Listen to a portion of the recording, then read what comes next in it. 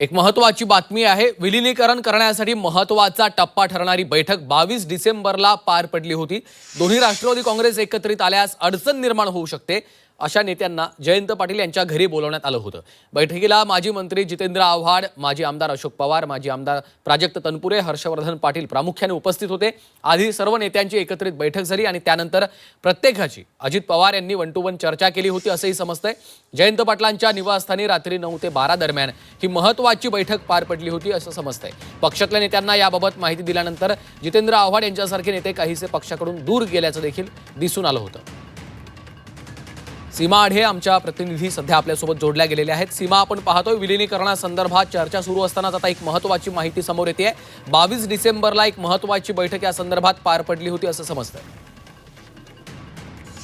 नक्कीच अजित पवार यांच्या निधनानंतर विलीनीकरणाच्या ज्या चर्चा झालेल्या होत्या, ज्या बैठका झालेल्या होत्या, त्या बैठकांमध्ये आता प्रत्येक माहिती जी आहे ती समोर येताना पाहायला मिळते। आता जेव्हा विलीनीकरणाच्या चर्चेला सुरुवात होणार होती तेव्हा सगळ्यात आधी राष्ट्रवादी शरदचंद्र पवार पक्षाच्या त्या नेत्यांची बैठक पार पडलेली होती, ज्या नेत्यांना विलीनीकरण झाल्यानंतर खरं तर पुढे जाऊन अडचण निर्माण झाली होती। त्यामध्ये जितेंद्र आव्हाड यांचं नाव सगळ्यात पहिलं आहे। जितेंद्र आव्हाड सोबतच माजी आमदार अशोक पवार, आमदार प्राजक्त तनपुरे आणि हर्षवर्धन पाटील यांच्यासारख्या नेत्यांसोबत जयंत पाटील यांची बैठक पार पडलेली होती। आणि त्या बैठकीमध्ये जर विलीनीकरण झालं किंवा आपण करणार आहोत या सगळ्या संदर्भात त्यांना आधी तर माहिती देण्यात आली आणि जर एकत्र आलो तर तुमच्या मतदारसंघांमध्ये नक्की काय समस्या निर्माण होऊ शकतात, जेणेकरून आपण नंतर या विषयावरती त्यांच्या सोबत आपण चर्चा करू।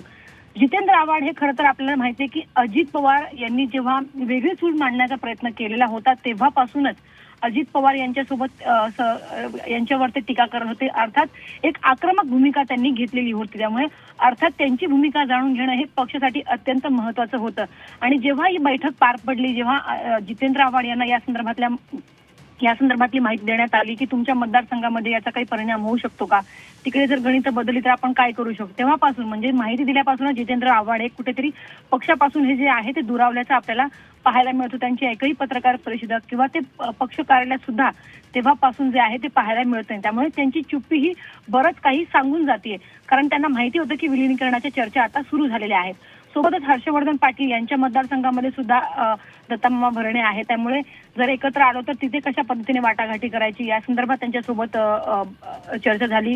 जयंत पाटील यांची सोबतच अशोक पवार यांच्यासोबत चर्चा झाली की तुम्ही तुमच्या मतदारसंघामध्ये म्हणजे शिरूर मतदारसंघामध्ये तुम्ही निवडणूक लढवलेली होती, जर तिकडे आपण सोबत आलो तर पुढे काय नक्की तुमच्या मतदारसंघामध्ये तुम्हाला चेंजेस आणायचे आहेत किंवा तिकडे आपण काय वाटाघाटी करू शकतो यांचं मत जाणून घेतलं होतं।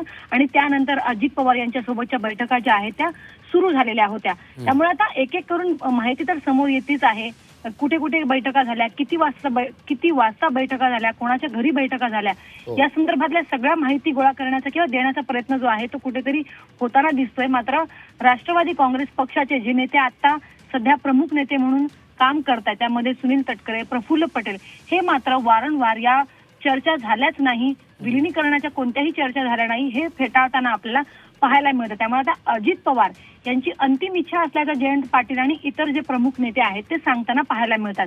जर विलीनीकरण झालं तर अजित पवारांची अंतिम इच्छा पूर्ण होऊ शकते असं ते वारंवार सांगतात। मात्र दुसरीकडे राष्ट्रवादी काँग्रेसचे जे नेते आहेत, तटकरे असतील किंवा मग प्रफुल्ल पटेल असतील, हे मात्र या चर्चात फेटाळताना पाहायला मिळतं। त्यामुळे आता पुढे कशा पद्धतीनं विलीनीकरणासंदर्भात चर्चा होते की या सगळ्या चर्चांवरती पडदा पडणार हे पाहणं अत्यंत महत्त्वाचं असेल।